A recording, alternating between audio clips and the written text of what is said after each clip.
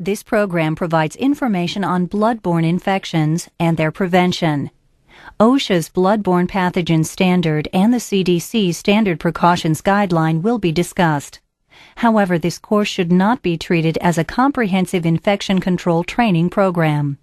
Healthcare workers should learn and follow additional infection control procedures to prevent transmission of other types of infection. Since the advent of AIDS and HIV, there has been increasing concern about preventing the spread of HIV infection and other bloodborne diseases.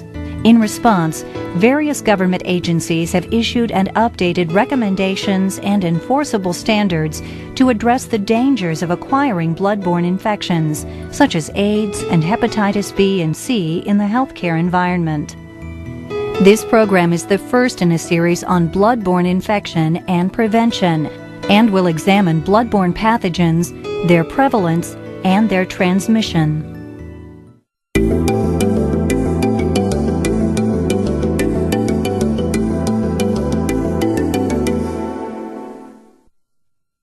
AIDS and hepatitis B and C are bloodborne infections caused by bloodborne pathogens. Bloodborne pathogens are disease-causing agents found in the blood. The human immunodeficiency virus, HIV, is the pathogen that causes AIDS. The hepatitis B virus, HBV, causes hepatitis B, and the hepatitis C virus, or HCV, causes hepatitis C. There are many other bloodborne infections, including syphilis, but AIDS and hepatitis B and C are the main ones you should be concerned about. HIV, HBV, and HCV are found not only in the blood, but in body fluids that contain blood and in certain other body fluids of those who are infected. You can only get AIDS or hepatitis B or C if you are exposed. If the virus from the blood or body fluid of an infected person gets into your body. For example, unless precautions are taken, you could become infected by getting an accidental puncture from a device or other sharp that has been contaminated with the blood or fluid of an infected person. What could happen to a person who becomes infected with HIV, the virus that causes AIDS? HIV ultimately affects the immune system and limits the ability of the body to fight off infection. But the virus may live in the body several weeks or even months before symptoms develop. The first sign of infection may be a flu-like illness that could include fever, sweats, aches, swollen glands, sore throat, diarrhea, fatigue, or a rash or skin lesions. For some, the glands remain swollen. But for most of those infected, all symptoms disappear within a few days. And although they are permanent carriers of the AIDS virus, able to infect others, there may be no more symptoms for months or even years.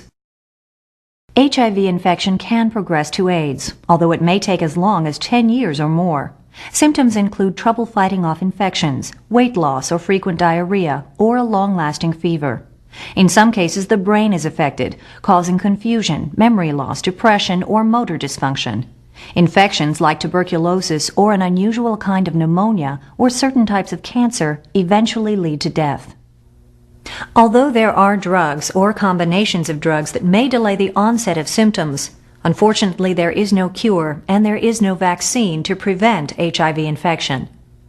Hepatitis B is also a serious disease. What could happen to a healthcare worker infected with HBV? About 1/3 of HBV-infected individuals experience no symptoms. Another third experience only a mild flu-like illness that goes away. The last third develop clinically apparent acute hepatitis B. They may experience abdominal pain, nausea, and fatigue. The skin and eyes may become yellow in color, called jaundice, and the urine may become dark. Sometimes there is joint pain, rash, and fever. Most people with acute hepatitis recover within a few months. A small percentage will develop severe hepatitis B, which is fatal in most cases. Also of concern is the fact that 6 to 10% become chronic or long-term carriers of HBV. They may or may not have an active infection and may have few or no symptoms, but they can still transmit the disease. This ability to infect others may be permanent. Chronic carriers are at risk for primary liver cancer and for chronic active hepatitis, a progressive, debilitating disease that can result in cirrhosis of the liver and even death. More than 2% of all individuals infected with HBV will die as a result of either acute or chronic hepatitis B. The good news about hepatitis B is that there is an effective vaccine to prevent infection, and there is treatment that can be effective when given soon after an exposure incident. Hepatitis C infection is the most common chronic bloodborne infection in the U.S., with an estimated 4.1 million people carrying the virus. Currently, there are no vaccine or immune globulin products available to prevent transmission, although therapy for HCV is evolving rapidly. HCV is transmitted in the same manner as hepatitis B, and it can lead to serious liver disease and death. You may be wondering, what is the occupational risk of bloodborne infection among healthcare workers? For AIDS, the risk is very small. The latest statistics from the CDC indicate that out of approximately 8 million healthcare workers, there are 196 documented or probable cases of occupationally acquired HIV. But keep in mind that AIDS is growing in the general population. One of the reasons is that once a person is infected with HIV, they are a carrier for life. The CDC estimates that there are more than 1 million carriers in the United States infected with HIV and capable of transmitting it to others.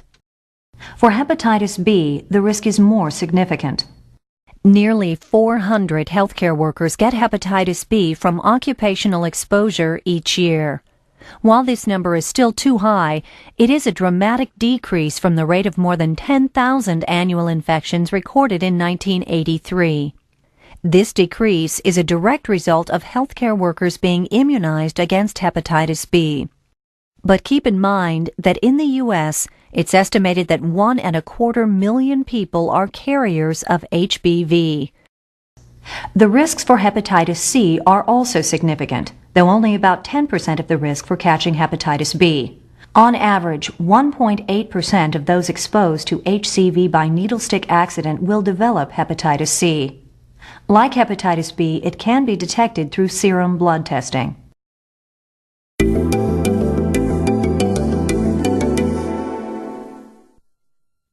In order to control the risk of getting AIDS or hepatitis B or C, you should know how bloodborne infections are transmitted.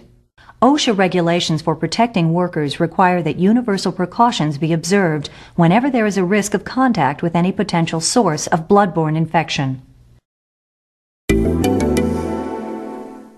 Universal precautions is OSHA's required method of control to protect employees from exposure to all human blood and other potentially infectious materials. The term universal precautions refers to a concept of bloodborne disease control, which requires that all human blood and certain human body fluids are treated as if known to be infectious for HIV, HBV, and other bloodborne pathogens. A similar infection control measure is standard precautions, which are recommendations developed by the CDC. Standard precautions apply to blood, all body fluids, secretions and excretions, except sweat, non-intact skin, and mucous membranes. Observing standard precautions will satisfy OSHA's requirement for universal precautions, provided that all other provisions of the OSHA regulation are met. Blood is the most common potential source of infection in the healthcare setting. Fluids that contain blood, like bloody urine, are also sources of infection. Semen and vaginal secretions may also contain amounts of HIV, HBV, or HCV large enough to infect you if you are exposed. Fluid from around an unborn baby, the spine, from around the heart, lungs, or joints, and tissue removed from the body may also be infectious. Also, all body fluids in situations where it is difficult or impossible to differentiate between body fluids should be considered infectious. Body fluids that have not been identified as containing enough of the virus to infect you are sweat, tears, saliva, sputum, nasal secretions, vomit, urine, and feces, unless they contain visible blood. Differentiating between body fluids and knowing whether or not they contain blood may not be practical in some situations.